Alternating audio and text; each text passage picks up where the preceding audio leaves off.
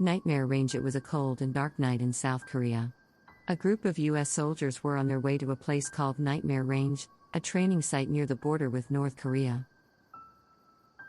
They had heard rumors about the place, how it was haunted by the ghosts of soldiers who died there during the Korean War. Some said they heard screams and gunshots at night, others said they saw figures in the fog, wearing old uniforms and carrying rusty weapons.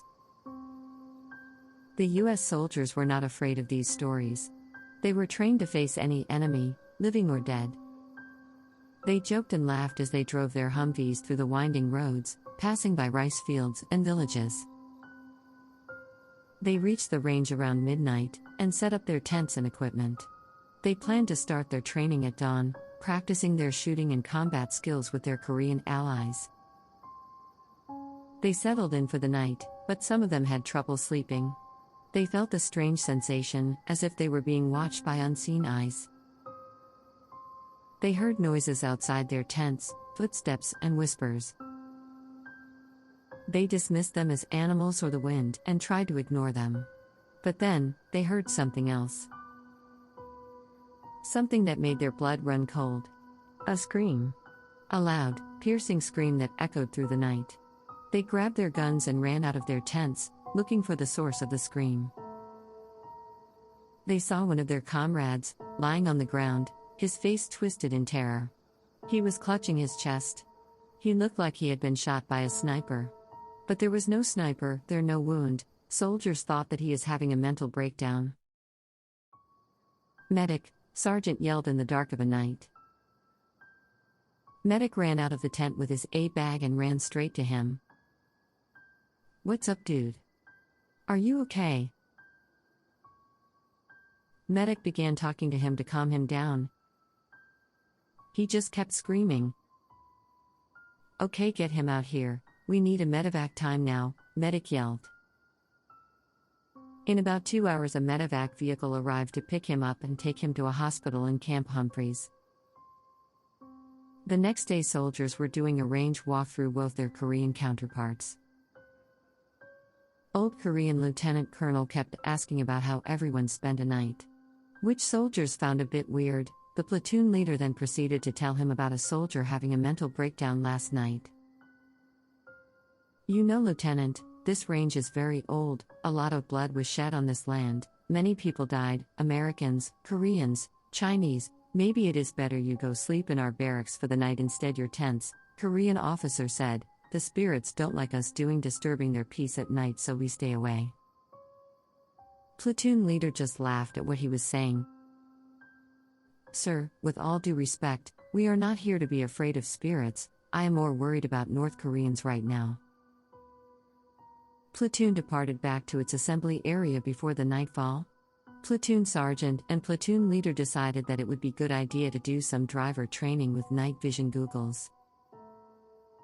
First soldier up was Private Nielsen. He was a tall, skinny guy from Texas. He was paired with a platoon sergeant, Sergeant First Class Borland. Platoon sergeant briefed Nielsen on safety and they departed in the dark of the night with all of the lights off. They came up a little hill and Nielsen hit the brakes so fast that Sergeant Borland hit his face on the dash. "What the hell are you doing, Nielsen?" he yelled. "There are some soldiers there on foot, can't you see them?" Nielsen said.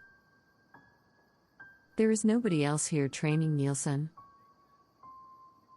"Get the hell out of the vehicle, you owe me some push-ups for this," said Borland. As they both get out of the Humvee, Sergeant Borland freezes in terror. "What the?" he said. "Nielsen, do you see them?" he said.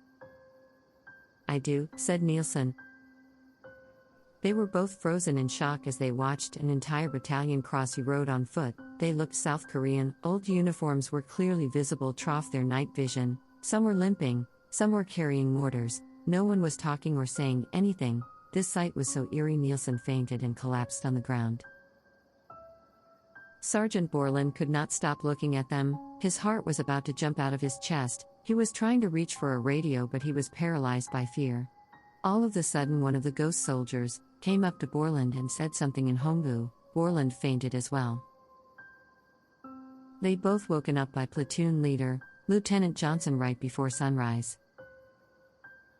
Sergeant Borland, you scared the crap out of me. I thought I can trust to run a simple driver training exercise. Instead, you guys decide to take a nap on the middle of the road. Have you lost your mind? LT was super aggravated at them both.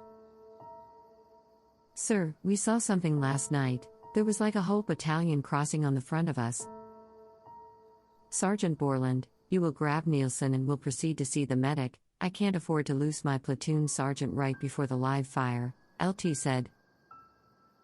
To his luck, medic screened both of them and found nothing physically wrong with soldiers, so they both went back to work right away.